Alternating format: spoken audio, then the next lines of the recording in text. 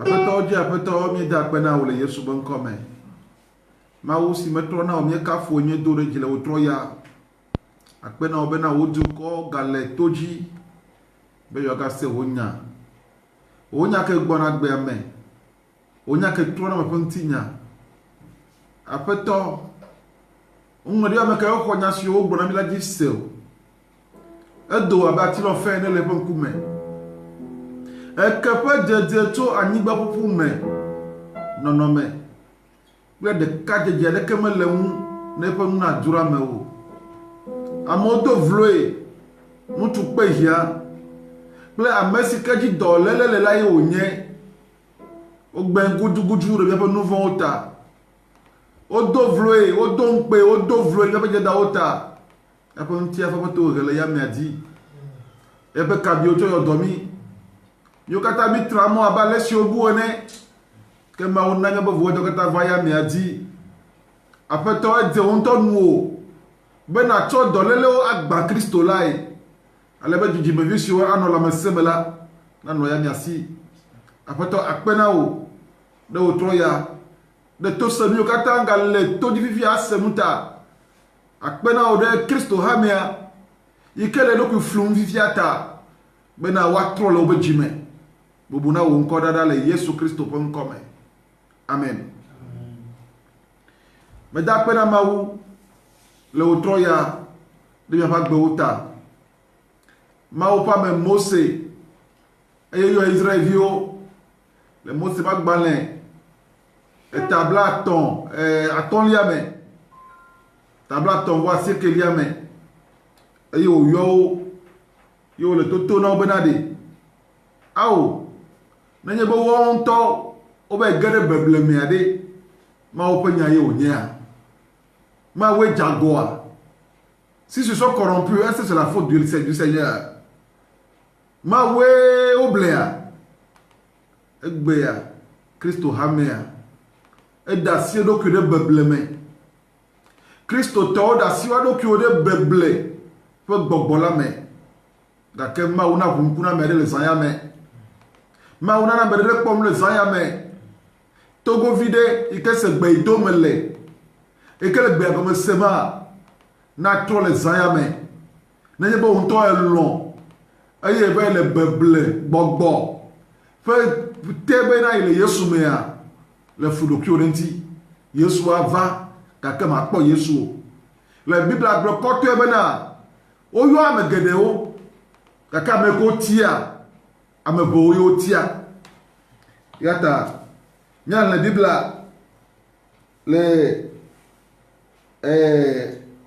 Timothée ba gba le velia eta amene choko ko gba wasera madeliaji lo tomnue un se dodo rena amukwari di le dobe me la tam kamna o le ma o ple Yesu Kristo amasi le kon drogue agbagbe o ple kokwo le epe de fia ple fia do fe la me fo nkume de gbe panala noeji wovo ilio alovo we medali o kamo gbenya kronu le jigboda yin gbenu tiatia kata me popa me tolia ela bana ye ile vavage asi me o ma ko nu tiatia si le blibola o ke bon ala si tobe fien o nu la wa ko nu fiala o nu puna o dokui le won to pe nu jojro o onu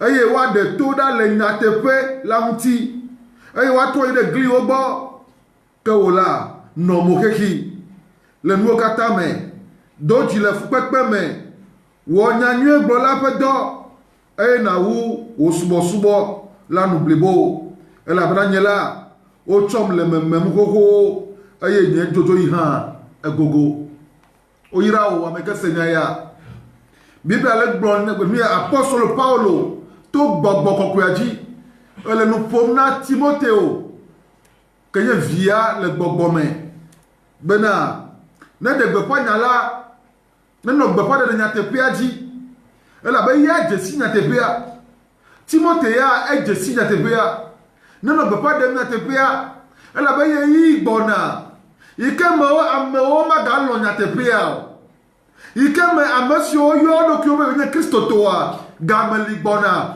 uma galon nya tepia be nya gbo gake aleke tomele ofiem nula wa ponu fiala onufu na won toro kyo le openu jojro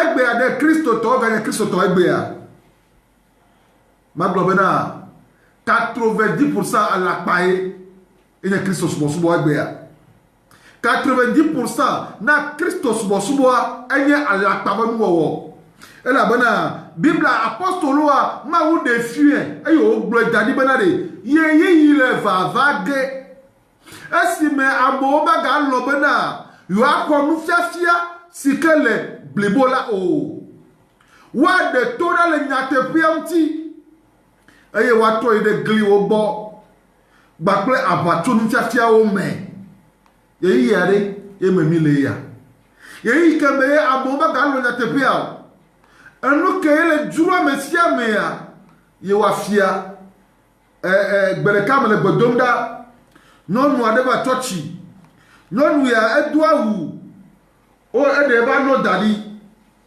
ayi ka odeba no dadi ya ayi vado egboa meto ne bana mo si ne benu ke odoa manyo non ma vana bonye evana vod begbe me bonya mane bana ale ko do no agbe ba no katan dadia manyo wa chogbe magbejia me gavana ala banka malo be ya ko nu fiafia sikenyo sikele blebola dake afike waten do nu sia nu fa o tawo le tochi modali ai desima ai wa volefima aten onu ke be jibe ya wa le fima e mare ma osubo ya awo me ma osubo yo ye ili bona ba boko ma to bona e la bona ye ile va vage asime o ba ko na odokwi le won to oponu jojo lanu aye wa de to da le nyatepe lamti aye wa to ide gli obo ibo bia wa to ide gli obo egbe ya ma unya gede o semilia e gli totowe menya tepia yo ma gede ko le gbona mi egbe ya onye egli toto pe ma wunya o le radio odi le internet di enye egadidi pe ma wunya egadidi pe ma wunya Yesu me ba gbo gadidi pe ma wunya awo Yesu me gbe fiamo apostolo ma gbo egadidi pe ma wunya awo me gbe fiamo eke hame ate go le Jerusalem hame la jahe le Jerusalem ate pe hame la jahe gademe eye gamela mosio nka hame o ame o sia hole a o sawo o to gado apostolo wa fonu yo mana mo lo ponu ye nya onu menye bana o le prosperity be church ye o menye bana o le gbo ma wunya na mo hele o gbovia le gbo gara mo be gale o si o take gbovia eligbe ya wa gbo ni ma unya no wa ko ga kwata la si o wa ko apo ta la si o to pede mti be ma we be ona ko apo wa la si o ma we be ona ko ga kwata la si o na te pe ya ame anam le ma wa pe me ame la wo to le ma wa pe me a nanu a yira ma wa pe ka ka menye be na wa we de manière intentionnelle a fiamia a escroquer ame ta egbe ya amonto na jasereka fike eyi ole sa amino ole sami Yesu sami po apostole ke sami po ba wa mi ba to chi come apostole wa mi le mi ame le kera mi ma ko to na vitago ba gome pa apostole wa mi le vitago ba gome kwa achoba kwa amia le player manye bo na olo pene le precha ba se no voa fi ko la ma san le a ne le kwa me ko le yo do ke chrétien wa ne le ko la misa fe ma la hubuta la dia se be ame yo to de Yesu dimo le lo alo nu ka dimo le ko en mata me ko ke chrétien wa wo ye hypocrite do parce que on to nya be Yesu le fi ma vo yina on nya be fi ma be Yesu yo on a magique ye voix chrétien yawa oyina et nous matamos chrétiens ils sont les plus hypocrites au monde on a fait que le yima chima ko le sana yowa yesu mele fima yesu mele mo emo kata nukunu de egbe ma mi ole nukunu wo megbe ya ajetocha ole nukunu wo megbe ya nwoli gbogbo egboro nyadi nwoli gbogbo o wona sebe yesu nene gbogbo egbe ya olivuvo o so na yesu wa no wo nukunu ano wo jesiwo na ja se yebeda de jesiwo wo mole nukunu ko wo mole are nukunu are echo apeto yesu ba gbogbo me ya na ja se ma ta egbe ya chrétien wa wonye fo egbe ya to mo ga digbe ya chrétien won tonto iko yo le Antiochia on ba digbe ya chrétien tonto iko yo la Antiochia nde kali ke ma chomi ni Timothée ba gba Evelia etamaton pokwa mandre egbo menga amesio so na nuda aye o maten ava na te pepe si jeje lagbo o apa o ebe amesi o so na nuda aye o maten ava na te pepe si jeje lagbo apa o alesi yan play yambre o titre de Mose untila ne de make wa titre na te pela unti e ko ya be wa so nuda be ka mo lo chrétien gbo mo le bible le chrétien no lia church do lia wa so no pata wa le bible apata ga ko ma temu ava na te pela pesi jeje lagbo apo gbede o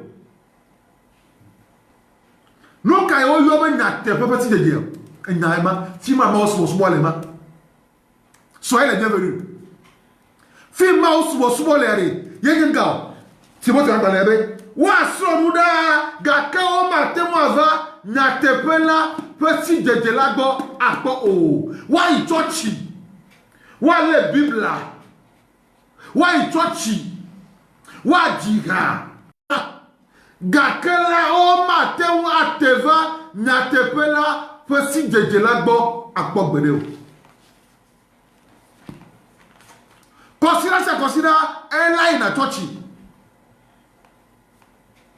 gake na te pesi jeje ya le Bible ya me ya ato nde ka nuke onyenye amanu veve iwacho na ma wuna na me na te pesi jeje ya elevuvu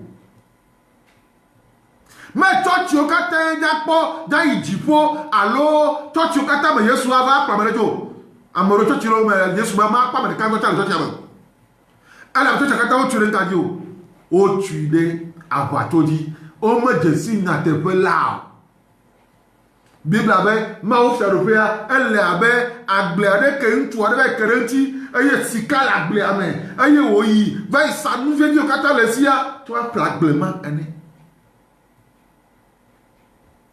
nega kemele sogbe la todo kio ana maou sans arrière-pensée à mawa de mufia nega kemele sogbe a todo kio ana maou blibo sans arrière-pensée à yefi maye me yesu ade lo kifia ole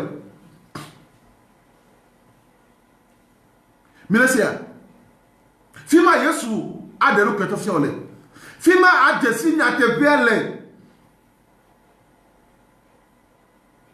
na te baba siye jare yesu enam amanuvo oje otonam yesu ntonto enam vo amano to de gbo me da gbo to ma mo nya na mizarea e me to mo nya na mizarea egbo mo nya de na kwa je mo ro be mo nya ma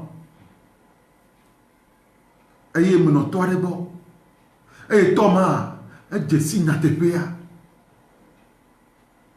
e me no bo ka no bo vo apoto yesu va nye to gbo nye ayo plom gede nya nua pe nya te pe ame ayo jim pe nya te papa bobo enyari atu anglo ma wona na le tochi vo nya ja se ni benade nya te pe si ye jare elia fi ma ye kose dipo ya kuruma na me jesi nya te pe wa mele yigel na me ba si jeje nya te pe agbo wa dipo imani na ate jesi yesu me bu yesu ben ko me me wo mi a leke na me va na te pe ba si de bo wa de ko mali na o nene ma olema bo asro da gake o matem atela na tepela fasi diabo avec yan ko yambro o titre bo sentia nene ma o ha wa titre na tepela mti e ko via yata apostle Anthony Timothée bena te do kyo da to amesi a o gbo ame on to nya kekenvo on a kekenvo ni le Timothée agbalẹ gban to a Timothée agbalẹ gban to eta menia e be ke gbogbo la gboko te bena le keke bable o mala ame ado ademegbe atoko selame eye wa do to beble gbogbo ple gbogbo vo o pe nu sasia to aba to nu sela o pe alapa dame amesiwo woto egakojo dejesiwo le won to pe titiname amesiwo hi amona son dede eye o gbona bena wa tirindudusio ma wuwo bena amesiwo kwese eye o desinya tepiala na duple akpe dadala ela bena ma o panu o kata nyo eye o ma tina neke o nanye bena wo kweple akpe dada ela bena wo ko nti to ma o pe nya ple gbedodo da me benga gbogbo ko te bele yi ma mlo me a amo ademegbe atoko selame eye wa do to beble gbogbo o pe nu fiafia to abato nu fiala o fe alapadada o me amesi o to gahojo dejesiwo le won to pe titinya me amesi o hi amona sonede egbea church oligbea bomba de sron bere be anyi mo do la ma de sron church oligbea bere be akpoma o ha ma de sron church oligbea o hira mona nka sron dede ema o pa nolaga ke bon nolota la me gbeto fi do me yen Mose de sron e di aban ko to e di agba ko to Gerson de sron e di agba to ko Gerson Aaron e de sron a di Josa Aaron nolaga e de sron di Josa be ka nyo ni gbe ameble lawo mi ma fu miawo ya ola miawo ma wu de mete be ache mi ma fu miawo ya pe na benu ma o me Christos keke alo ma wunya alo Christo venya ika yovo tova me apostle king blona ao Yesu ade do ku fenye nto Yesu wa na te pe be Yesu beni na te pe Yesu ma e be ya glomale me be ala patata o le blemi de me be na ya o ma o do ba de so amo de so me lo pa mo a nya ngale be o me ya de so amo de so wa mele pa me o mi o mi va le be na yo nye pastor yo nye ma o do la o be yo ngba de so fi ka ngoro bi la mi ngba de so fi ka ngoro bi la apostole Paul le globelare bele ye yo ba se setade ye kro no am de ka kyo mo ano ne ma ala be ye yo sese o ga ya sese o ne ma voade le fie witade nyonu na no tu si aye mtu no no sia no nsinga fie le jojrota mutu na no no sia no si logbe ya ebe adu fada ngba de sro ti ke gbe na to ala pa nya mo wa ti ke gbe na to bi na bena amesio hia mo na sro dede ala pato gbo le ma be ala pato wa o khira mo na sro dede on to kwa ameka to monele on to bunchi ma unya Joji nyanga Joji alo Joji e ko DJ an kwara wa to dam kwara ma unya ni Joji oba ma si o ga mo so dede e wa chiru so ma wo e gba kreti anan be yo pastor to yo bana yo ngbadu halam e gala ya vina gaga no te vina gaga pastor lo no Brazil vina gaga wa so yo ngbadu halam ya pastor to na ibe na mi gbadu e down enya mele fia mo du lon patako e yo gbe do me ma e ko ni mo du e klo mo du ko me wo do na mi do e ko me da si mo na la sala nuka ta wo aka mo na be wa du la ya on ba du la ya bibla benade amesio ke amana sorore ayo ogbona bena wa chinrusio ma uwo bena me ke posi jejia na wa di pe apedada nrusio ma uwo tsava ile blema mi ade le tikpa gbana mi a ma u de sena izere jo mbadu la chifu me mbadu la makomako la makomako na isa fomizi e sobela la monye la makomako o mbadu wo Boya que les esiabanumea que Yesu va aussi à moi ndoli le ndolo mea o de oda le Yesu me boya yenti que ye emia to yuda to va Antiochia yo va ile to na Antiochia to bana no be aje Yesu yo mea ele bo o siaji boya Afima meye Antioche abe nolawa o mwa gbana na apostolo ole. Ya apostolo Petro be apeta Jerusalem.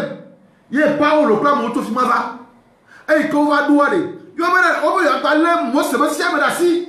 Ana baton to be sia pe mokata yo achila o la makoma ko ye Paulo gbora. Ye nto ile yope. La gbana tele Petro be le yope la gbana tele apeme. Tete ma udidi la okata la makomako da fo gare mo choma de Petro wo na duo ye be na apeto nye medu nu sia nu kenye makomako po ero ti le be na enu si nti me kola wo ya me ga ye be nu makomako e gba ya lo meke kwa enu ba fa ba ni ba ke be Petro wo na duo e ye be ye medu nu si nye nu makomako po ma uno to le benade anu si unti me kola wo ya me ga yu ebe nu makomako o kolon pata ti vo ela makomako ke ngbali o ma unya mbeto wari ma unya vo dala unye enti ne to se gbegba nzado ogbori e vo ko da ono be sia egbe enti be de nu oda ta apostolo oji bo de oda enti o nan si apostolo bena nu si ko bla la nyigba dia ano ba bla le jipo nu si ko tuwa ano tutu aye le conférence de Jérusalem mea fi maye apostole bobena nu kataye yo atema upo be se yo ti yo to mete wo yo fofo mete wo wa yo atoku kona tro subola si wa tro ti me yo agbena obo gbadula la kechi bu mo mbadu evuo mbadu la kechi bu mbadu vuo ebo tari egbe ya ela de kemeli ke ye Kristo to fola dua e madio o kola patanchi ne mi po hade o le se dembe na la on gbadu la nya ala pa hailo tochima me Yesu to yo e o ya ne mi po tochi ne me gbe ya o le tia no be ni gbadu la ya mi gbadu la be nya tochima me Yesu gbe tochi yo Biblia benka amesio he amona sondede eye o gbona bena wa chindudu si o ma uwo bena amesio kwese eye o jesi nyatepea la na duple akpe dadala ela bena ma o ponu o kata no eye o ma chinaneke o ma o ponu o kata no eye o ma chinaneke o exceptionnellement exceptionnellement o ba o ma chinaneke na japata duro gbere adua dufa na funa bere adu we ya Honando alo Honando le adu we ya fa du fa na la ke ma o we po nu ko da ko mo kwa da pereta andui bon tout passe interdit comment yo tout passe e pa via ta nu so kata mo wo on ti ko wa du ple akpedada ada pe mo deta ta egbe ya nu fia o le egbe ya ko le na o cho Kristo cho de gahome eye amole dala pabe o Kristo o ma jesi na tepea no vigne le jesi na tepea le to chi kati ya ajiji le jesi na tepea nya kemia dio san amema nya tepea le jesi ya Biblia ba medolia wa no nu srom da ga ka o ma teva nya tepea be si jejebo wa so nu gbesi agbe ona Biblia so gbesi agbe ona Biblia so gbesi agbe de ko Biblia ne me tu le kiare ne ma gbomo nya no ware ne me le gbono ware enya o kata me le gbono ware ko kata Biblia elle a bena gba nyate pe ba si jeje ya elle vo pa ameko me gbogbo male ya o mo bibla ameko me gbogbo male o jesi ma wona te o mo bibla o ma to di mo bibla na na ma o le ma nyate pe ba si jeje do no me o e do jesi nyate pe le quoi e do jesi ma wona me nyate pe me le bibla ma te fru nya ma wona tu ne peux pas me tromper avec la parole du Seigneur. Matin founya après maounya la bana n'ate pas aussi je dia elle manier. Il a bien connué évidemment 1 Jean 2 3 Jean verset 8 allô mais connué ben nya ga bu dosio mi ola o que bon fait oubli bona sunyasi amesia me que davore yesu bon tuja ma no yesu bon tuja mola fofo me lesio amesia no yesu bon tuja me fofo la villa lesi egbe ya auto amoto be nouveau ngalio be nouveau ngalio be nouveau malio be ne gbe ko yesu ko nouveau ngalio e mi antonio so be nka mi tu be nka ja te ko nje ya bible be america mele yesu be nje fia mo wa ma o me la mi asio mesia e ke yesu ko nu ma ko be akupe ke wa hasi be akupe ri ya ka yesu be nka yesu fia yesu be na me ke ti nouveau mele wa e ko ma o kata wojo la gueule brûle non il y a rien de me font que azola me gawe que yesu ni jema que azola me gawe que yesu me bonga be nu fon gbali ori be ke me pe we po me be akwa yesu e ko me akwa no nu fa fa gbali o fon gbali o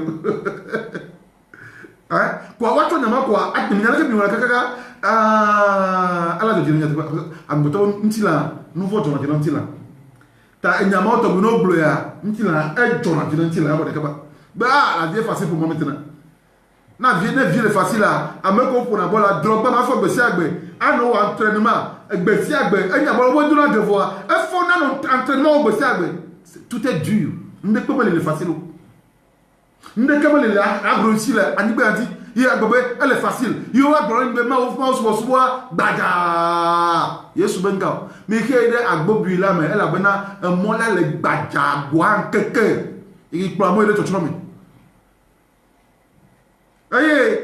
agbole biye mo aka amebe onya me so pone mbo zo anji o amebe pone ma oblema bo be ganta mo zo anji va na te toi be amebe onya me so pone ala bena etof pepe ome ko egbe avec Kristo to wa o ma gale lo na te po no to chire me yo me le sami o wa ma ko Kristo to simo o mi jaba no to chire me no me le gbe na nukunu no asiaminami egbe ya mi sisi 10 mi to revayi 20 mi to revayi et 30 mi to revayi wa asiaminami o wa ma ko chrétien le simo ala bena abre wa bobo mi yoro abrabo me yana no bana mi si la tire mo wa ma po le fi mo no bana na no mo wa o mo to na to pe na ni gbede ka kwari e ma do gbeda ma o power eli bo via me o deliverance le jour de na me de que mo deliverance avo quoi me le jour ma de me kawunye que awunya e de me ke bena me le sawa wa ba ka 10 000 amolabli chrétien wa pla mo to chi ko keke wa pla keke e ma wa gbogbon e la ma wa gbogbon e ma wa no na me e no na me ebe yesu be comme seigneur nous la be nyate game subona de me ka ye toji wa ya do gbara no ka ke nyate be gbedura wa do gbara fo fo la nyate be gbogbon me le te fo katala no katama ye mi lona beble kele amayo lona blo ri avec chrétien là amayo lona beble chou le ri avec chrétien je ne sais pas pourquoi vous acceptez qu'on vous trompe wa ya yi wa sa de ka de gbedeka e to ti de me o ba ine fu bonu o ba to la ba fu ne e bonu o ba ti le gbedora pa ntube yi ba do gbedara ta 1 2 3 ba ame yale bu yi nam nu ka yele ba yi wa ba fi ka to ka be to ti de ya o na yo fu ye nu o na fu nu fifia kele ko fu de na wa le fanya ko ni mo ma sa nse je ni ju Nene wala soko bona voix. Oh, 150 000 wala soko bona voix. Et nous. Il y a que va faire virer nene chowa fiya. Que va faire virer va bon fiya. Bima ça me fait yinji. Nene chowa fiya. Donc je ne comprends même pas les chrétiens. Nyama sena Christ to gomen. Milona beble bobo pa nya bo kaka nyama nya. Ta elebe gama subena wana nya roto nami. Ena gbe magbola pa gbe nami. Magdo apa gbe magbola nami. Bila bana de wana so mi eze magbola ta me ne gbe bana de. Oba gbe magbe ntu amandre. Wa nyoma mandre ale ntu reka. Oba mi ata mi anto baba fo. Mi adu mi anto ne babolo. Na ne wa yo wo nkore mi anti ko. Na de nyaba nkpiera le nyanti. No no andre. Le Bible oro tayamena le Messia fa me de nti. Yesu ba me de nti. Na Messia ba bi Adamu a. Na ma nyonu amoro anani. Wa be yo ya me Yesu bosro. Wa Yesu bosro. Wa ba yo ata yo nte wa fo. Ya bi yo nte wa bolo. Abolo ye. Abolo ye. Ya ta yo nte wa fo. Ya bi yo nte wa bolo. Wa yo e pon ko de yunti ko. Na de wo pon pera le yunti. Me le ko ya. Na ma me gede wo. O le Yesu amema. Bo ja o le me. Yesu do lo kuro wonti benade. Be o to di po fi arupera Matthieu 22. O to di po fi arupera so pre fi ade. Ike ji me ya dun keke ni na dia. Ike oje azandu gomea obe ewu ebe nyiwo ewu ebe la dami o eyo dobe dola obo ne yi mo jeve oji wona yi na me ko pe a wa yo wa so ne nkiri na pe la bo pe mo o pe o la o pe o chala o pe wa jola o pe wa fila o pe o kojo bena va veke abdolo ya kojo be choko ide sro ele une lune de miel. Confirme à o ye plein ni am toni to e plein ta mo ye plein ni be avec do ko la gble matin on va amere ya si matin on va amero po dolao yo nao tete obe e fi ado do moju yo $2 be o va gble na mo dollar si o ko o we dollar wa o va gble o tete o to na be dollar be na para mi va ye nu wo so gbefo me wunya ni tuda mi o mi yi mo je ve oji eye amesi ke mi apola mi wieva so de keke nwa dupe o yo amesi ameva ila bo yo amani osia ple am vondi osia tete efiava e ko le noa duma eva be avec pa plantino lore pa me lo fima anomo do sonde wo to be konye nu kata ne va fisia ne gawado paya me na ida po ya mti e me do sonde wo ma ha yo be dollar me blasi o pra fo ne mi tu e fu gbere viviti chiri la me ela ba me gede we nya me fi o yo kaka ame ve we nya me fi o tia le o do me aye wa tia wo me ye wa tia wo me wa tia wo me ye watia ome waga gbugbo waga tia ome ye watia ome ye watia ome waga tia ome watia ome waga tia ome waga gbugbo watia ome ye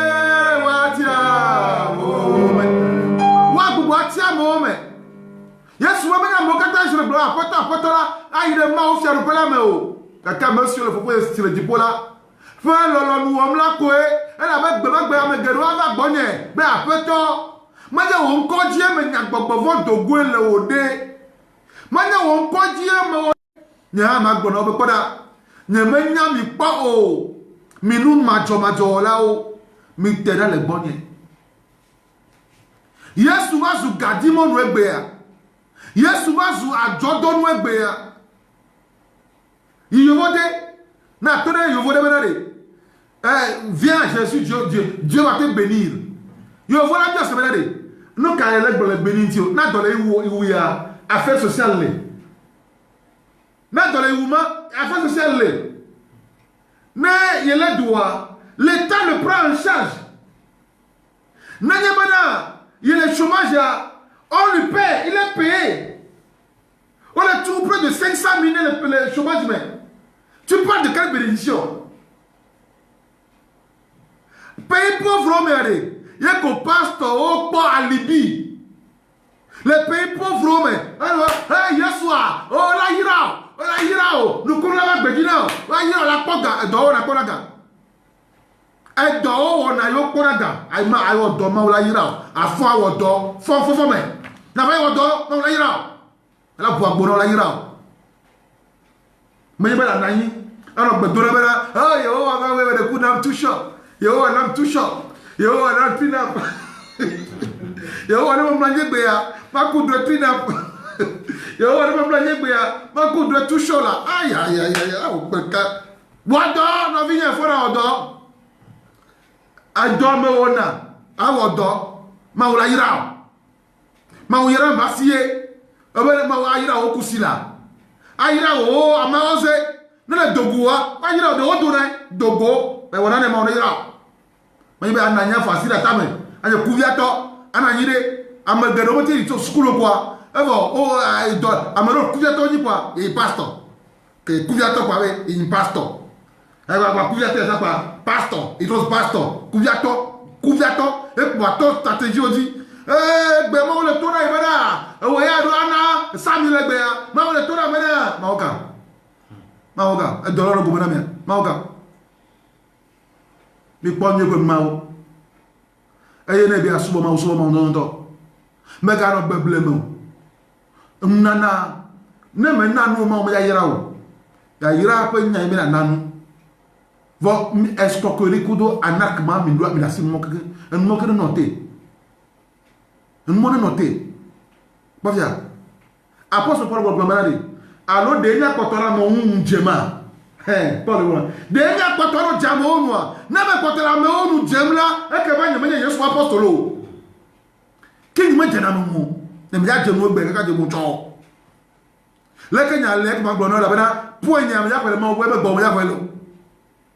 T'as nous que mon bac gloire, et ma bonne. T'as aucun reste encore dans Zayame. Aïe, le bois, ton latino.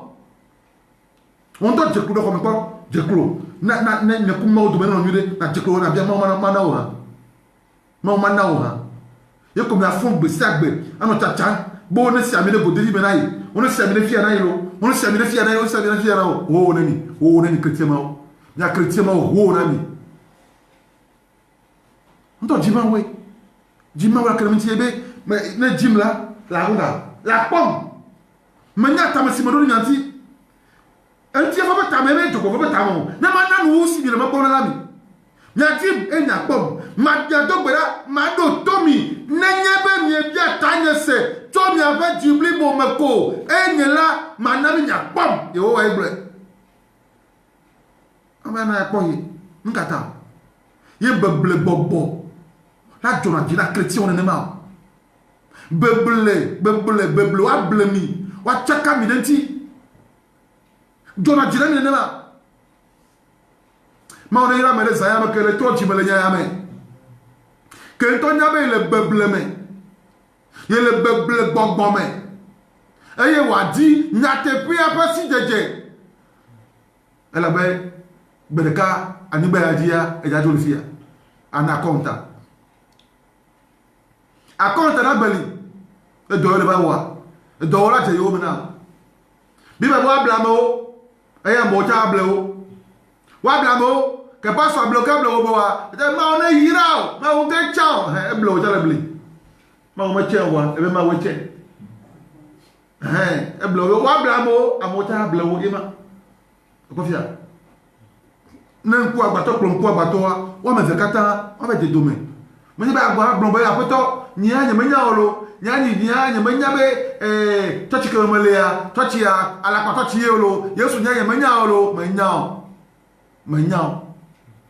Le leme. Tu as participé au mensonge. Le leme.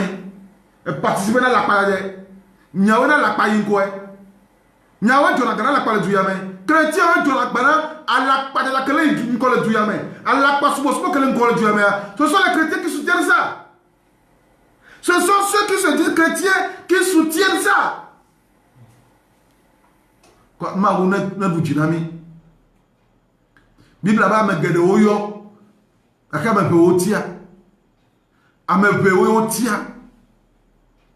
Me pe otia. Ta no vie no longtemps. Elle a me pe o domina. Elle a me dessiné te pia. Ta. Zandea, je vais commencer le débat. Maintenant, débat aujourd'hui, les filles. Débat biblique aujourd'hui. Mais ma fille a nous mis. Maintenant, mi comme c'est. Les mains au point d'anti. Ne, non, to. C'est bon. Yon to le bébé à mea. Aye, watia wo me. Wagatia wo me. Watia wo me. Wagatia wo me. Waga gubo, watia ome, eye watia ome.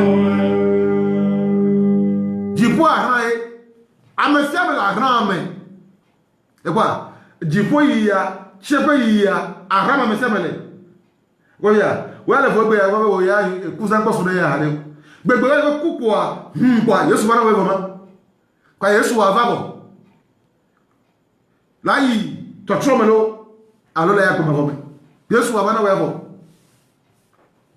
Ne veut bien nous quoi? Yesu va venir voir. Voilà, le nouveau métier la rame. Amène la rame. Amène la rame.